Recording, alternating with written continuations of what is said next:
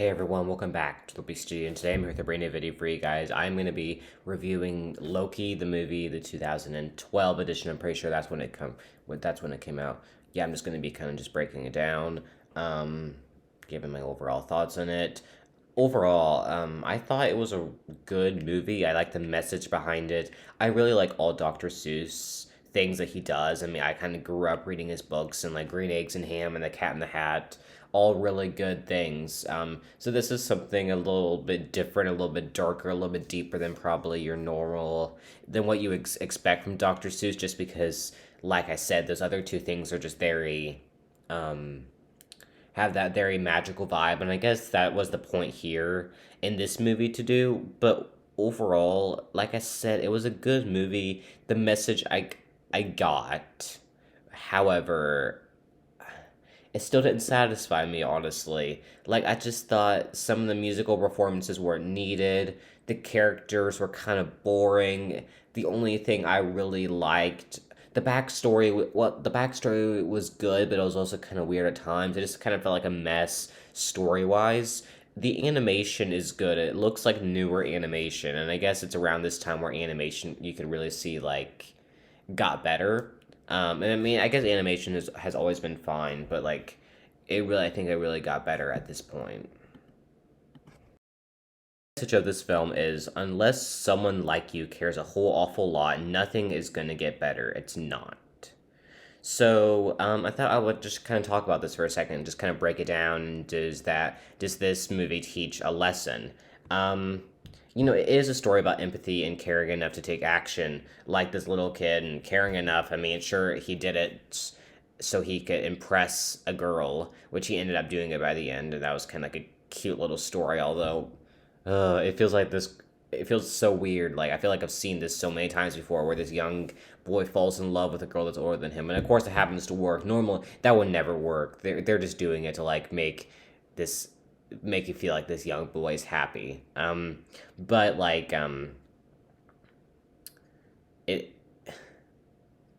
like this Onceler guy, you can see that he made a lot of mistakes in his past, so he's just kind of had to deal with it.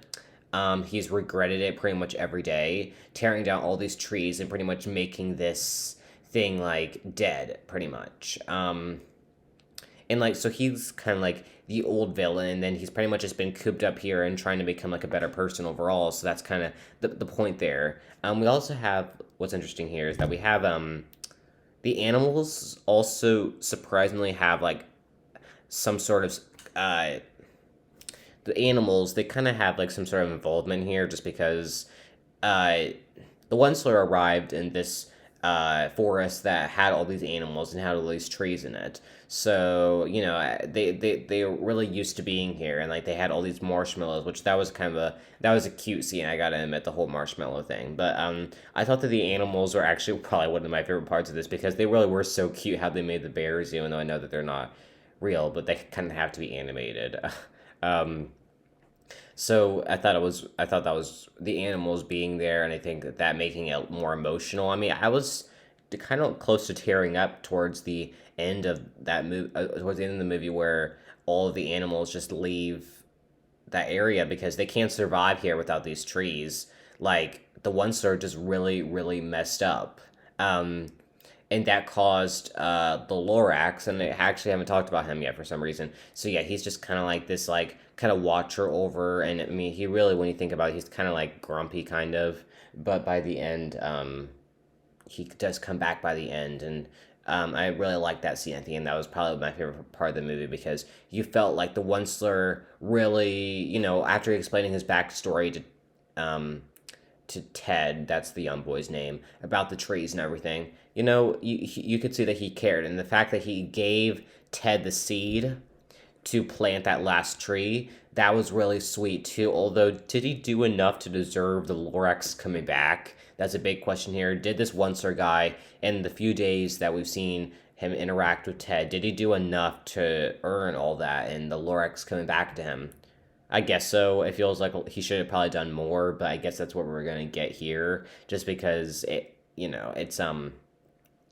it's just um you can just, it's obvious like how the story's going to end, and they're not going to make, this is movies, not TV shows, so they're not going to make these kind of things like last, like go into other things. So that's why they kind of had to wrap everything up by the end. Um, but there's this one star guy throughout like the backstory that we saw him. He started out like everyone hating him.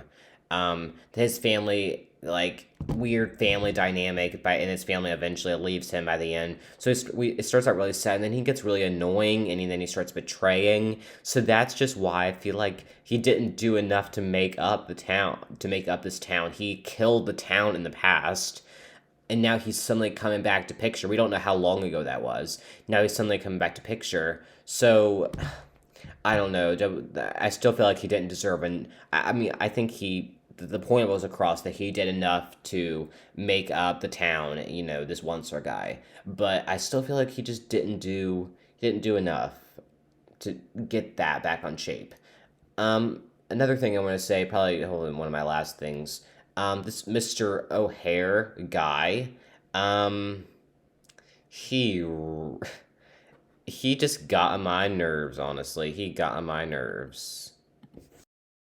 He's this short guy, doesn't have a family, and he's just trying to use this like air stuff to keep trees out and to make this town like a better place, so he thinks, because everyone's kind of on his side at the beginning, and by the end, Ted and Audrey, I think is her name, they kind of like convince everyone to go on their side. So I think it really end the movie has like this like divide, but we didn't need to have this little villain involved here. He really just didn't add any interesting stuff to the story. I didn't understand I, I just didn't understand it at all. Like, we just didn't need this guy coming in and screwing everything up, and he just added some very uninteresting stuff to the story. I gotta say, like, I was just really weirded out by his involvement. So, I'm trying to think. Yeah, so that just needed to get rid of. I thought that the